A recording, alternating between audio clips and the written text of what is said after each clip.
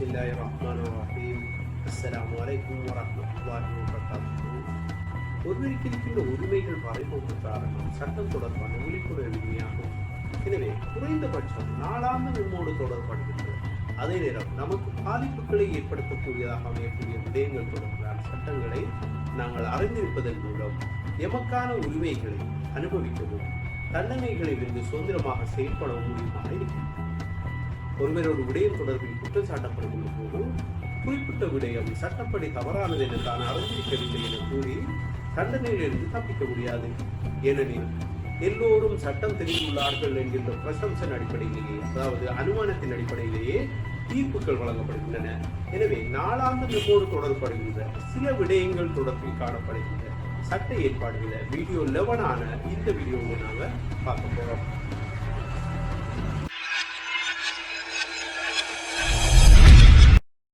Drones அல்லது ஆளில்லா விமானங்கள் மற்றும் பட்டம் அல்லது காத்தாடிகளை விண்ணில் பறக்க விடுதல் தொடர்பான சட்டங்களையும் அதனோடு தொடர்புடைய நடைமுறைகளையும் நோக்குவோம். Law relating to launch or letting to fly of drones and kites into space. India போன்ற நாடுகளில் பட்டம் பறக்க விடல் சட்டப்படி பல மாநிலங்களில் தடை செய்யப்பட்டுள்ளது. ஆனால் எமது நாட்டை பொறுத்தவரை பட்டம் பறக்க விடுதல் சட்டப்படி தடை செய்யப்படவில்லை. அது ஒரு கொண்டாட்டம் போன்று கொண்டாடப்படுகின்றது. என்றாலும் கூட பறக்கவிடப்படுகின்ற பட்டத்தினால் பொது சொத்துக்களுக்கோ அல்லது ஏனையோரின் சொத்துக்களுக்கோ ஏற்படுத்தப்படுகின்ற சேதங்களுக்கும் அதனால் விளைவிக்கப்படுகின்ற குற்றங்களுக்கும் பொறுப்புடையோராதல் வேண்டும் என சட்டம் ஏற்பாடு செய்கின்றது. அதே போல ட்ரோன்ஸ்களை பறக்க விடுவது தடை செய்யப்படவில்லை என்றாலும் கூட ட்ரோன்ஸ்களை பறக்க விடுவது பல பாரதூரமான விளைவுகளையும் தண்டனைகளையும் பெற்றுத்தரக்கூடியதாக இருப்பதனை பலரும் அறிந்திருப்பதில்லை. எனவே ட்ரோன்ஸ்களை பறக்கவிடல் தொடர்பில் காணப்படுகின்ற சட்ட ஏற்பாடுகளை அறிந்து கொள்வது கட்டாயமானதாகும். இலங்கையை பொறுத்தவரையில் ஸ்ரீலங்கா நேஷனல் ஏவியேஷன் அத்தாரிட்டி, அதாவது தேசிய விமான போக்குவரத்து அதிகார சபையின்படியும் அதேபோல the civil aviation authority of Sri Lanka CAASL Ilangai civil விமான போக்குவரத்து அதிகார சபையின்படியும் இலங்கையில் ட்ரோன்ஸ்களை அல்லது ஆளில்லா விமானங்களை பறக்க விடுவது சட்டபூர்வமானது என கூறுகின்றது. என்றாலும் கூட அதற்கான விதிமுறைகளையும் அதனோடு தொடர்பட்ட நடைமுறைகளையும் பின்பற்றி நடக்க வேண்டும் என்பது தொடர்பில் பரிந்துரைக்கின்றது. எனவே ட்ரோன்ஸ்களை பறக்க விடுவது தொடர்பான சட்ட ஏற்பாடுகளை தெரிந்து கொண்டு செயற்படுவது ஒவ்வொருவரதும் கடமையாகும். ட்ரோன்ஸ்களை பறக்க விடுவதற்கு அவை the civil aviation authority of Sri Lanka CAASL அனுமதிக்கப்பட்டிருக்கின்ற விதத்தில் இருக்க வேண்டும் என்பதோடு ஸ்ரீலங்கா ட்ரோன்ஸ் ரெகுலேஷன்களும் முறையாக பின்பற்றப்பட வேண்டும் என்பது தொடர்பில் எடுத்து கூறுறது நாங்கள் நோக்கக்கூடியதாக இருக்கின்றது. ஸ்ரீலங்கா ட்ரோன் ரெகுலேஷன்களின் ஏற்பாடுகளின்படி ட்ரோன்ஸ்கள் ABC மற்றும் D என்ற 4 பிரதான வகைக்கு உட்படுத்தப்படுகின்றன.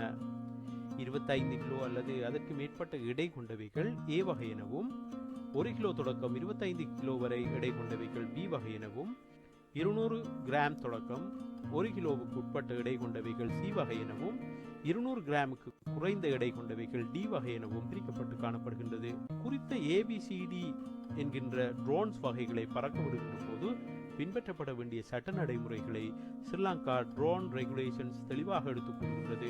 முதலாவதாக பாதுகாப்புக்கு அச்சுறுத்தலை ஏற்படுத்தக்கூடிய வகையில் கேப்சரிங் சென்சர்ஸ், அதாவது கேமராக்கள் பொருத்தப்பட்டிருக்கும் எந்த ஒரு ட்ரோனும் அந்த பகுதிக்கு பொறுப்பான போலீஸ் நிலையத்தில் முன் அனுமதியினை பெறாது பறக்கவிடப்படக்கூடாது என குறிப்பிடப்படுகின்றது. அதே போல அந்த பிராந்தியத்தில் உள்ள விமான நிலையத்தில் ட்ரோன்களை இயக்குபவர்கள் எழுத்துப்பூர்வமாக ஒப்புதல் பெற்றிருந்தால் அல்லது CAASL அங்கீகரிக்கப்பட்ட நபரின் மேற்பார்வையின் கீழே விமானம் இயக்கப்பட்டிருந்தால் அல்லது ட்ரோன்ஸ்கள் இயக்கப்பட்டிருந்தால் போலீஸின் முன் அங்கீகாரம் தேவையில்லை. அதே போல மூன்றாவதாக டேட்டா கேப்சரிங் சென்சர்ஸ், அதாவது கமராக்கள் பொருத்தப்பட்ட A மற்றும் B வகை ட்ரோன்கள் CAASL பதிவு செய்யப்பட்டிருக்க வேண்டும் என குறிப்பிடப்படுகின்றது. நான்காவதாக டேட்டா கேப்சரிங் சென்சர்ஸ், அதாவது கமரா பொருத்தப்படாத C வகை ட்ரோன்ஸ்கள் சான்றிதழ் அளிக்கப்பட்ட விற்பனையாளரிடம் பதிவு செய்யப்பட வேண்டும் என குறிப்பிடுகின்றது.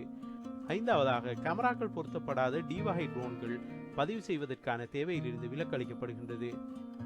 ஆறாவதாக ட்ரோன்ஸ்கள் 87 knots, அதாவது 100 மீட்டர்/ஹவருக்கு மேல் வேகத்தில் இயங்குவது தடை செய்யப்பட்டுள்ளது.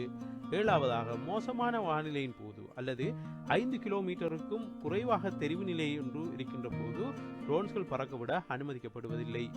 எட்டாவதாக நகரும் வாகனங்கள், அதே போல படகுகள் அல்லது வேறு எந்த நகரும் தளங்களிலிருந்தும் ட்ரோன்ஸ்களை இயக்குவது தடை செய்யப்பட்டுள்ளது. ட்ரோன்ஸ்கள் எப்போதும் மக்கள் பறவைகள் மற்றும் சொத்துக்களுக்கு ஆபத்து ஏற்படுத்துவதிலிருந்து விலகி இருக்க வேண்டும் என குறிப்பிடப்படுகின்றது. 10ஆவதாக, சூரியன் மறைந்ததன் பிற்பாடு 20 நிமிடங்களிலிருந்து சூரியன் உதயமாவதற்கு 20 நிமிடங்களுக்கு முன் இரவு நேரங்களில் ட்ரோன்ஸ்களை பறக்கவிட அனுமதிக்கவில்லை. A, B அல்லது C வகைக்குள் வருகின்ற ட்ரோன்ஸ்கள் இன்சூரன்ஸ் செய்வது கட்டாயமாக்கப்பட்டுள்ளது. அதேபோல முன் அனுமதியின்றி இலங்கையில் கடல் எல்லைக்குள் ட்ரோன்ஸ்களை பறக்க விடுவது தடை செய்யப்பட்டுள்ளது. அதேபோல C மற்றும் D வகை ட்ரோன்களை வான்வெளியில் அல்லது எந்த விமான நிலையத்தில் இருந்தும் 5 மைல்களுக்கு உட்பட்ட தூரத்திற்குள் இயக்க முடியாது என குறிப்பிடுகின்றது. ட்ரோன்ஸ்களை பறக்க விடுகின்ற போது கட்டாயமாக கவனிக்கப்பட வேண்டிய விடயங்கள் தொடர்பில் நோக்கின்ற போது ட்ரோன்ஸ்களை மக்கள் அதிகமாக இருக்கின்ற அல்லது பெரிய கூட்டமாக இருக்கின்ற இடங்களுக்கு மேல் பறக்கவிடக்கூடாது. இரண்டாவதாக, ட்ரோன்ஸ்களை 120 மீட்டருக்கு மேல் பறக்கவிடக்கூடாது. போல எல்லா நேரங்களிலும் ட்ரோனை இயக்குபவரின் பார்வைக்குள்ளேயே ட்ரோன்கள் பறக்கவிடப்பட வேண்டும். பறக்க விடுகின்ற போது மற்றவர்களின் தனி உரிமைகளை பாதிக்கக்கூடியதாக இருக்கக்கூடாது. அதேபோல விமான நிலையங்கள் அல்லது விமானங்கள் இயங்கும் பகுதிகளில் ட்ரோன்ஸ்களை பறக்கவிடக்கூடாது. அரசு அல்லது இராணுவ வசதிகள் உள்ளிட்ட முக்கியமான பகுதிகளில் ட்ரோன்ஸ்கள் அல்லது கமராக்கள் பொருத்தப்பட்ட ட்ரோன்ஸ்களை பயன்படுத்துவது தடை செய்யப்பட்டுள்ளது.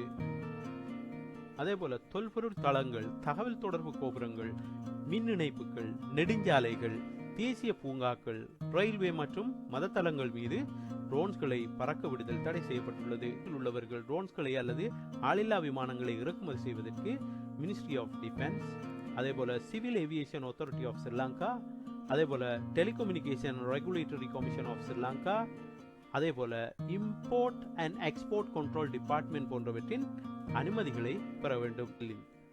அதேபோல வணிக நோக்கத்துக்காக ட்ரோன்களை இறக்குமதி செய்பவர்கள் CAASL இருந்து அனுமதியினை பெற வேண்டும். மேற்கூறப்பட்ட இந்த சட்ட ஏற்பாடுகளை நடைமுறைகளையும் பின்பற்ற தவறுவது மற்றும் விதிகளை மீறுவது சட்டத்தின் முன் நிறுத்தப்படுகின்ற போது உங்களை சிக்கலில் சிக்க வைப்பதோடு அபராதம் மற்றும் சிறை தண்டனைகளை கூட சந்திக்க வாய்ப்புகள் அதிகமாகவே காணப்படுகின்றது. எவரேனும் ஒருவர் தான் நீண்ட காலமாக ட்ரோன்ஸ்களை பயன்படுத்துவதாகவும் அதனால் தனக்கு எந்த ஒரு பிரச்சனையும் வந்தது கிடையாது என்று எண்ணிக்கொண்டு மீண்டும் மீண்டும் விதிமுறைகளை பின்பற்றாது தவறளிப்பதனாலும் மற்றவர்களை தூண்டுவதனாலும் சட்டத்தின் பிடியில் அகப்படுகின்ற போது தப்பிக்க முடியாத நிலை ஏற்படுகின்றது. எனவே சட்டத்தின் பிடியிலிருந்து எங்களையும் மற்றவர்களையும் பாதுகாத்துக் கொள்வோம். லோ அண்ட் ரைட்ஸ் என்ற தலைப்பின் கீழ் நாளாந்த மெம்மோடு தொடர்படுகின்ற மற்றொரு விடயம் தொடர்பான சட்ட ஏற்பாடுகளோடு அடுத்த வீடியோவில் சந்திப்போம். வஸ்ஸலாம்.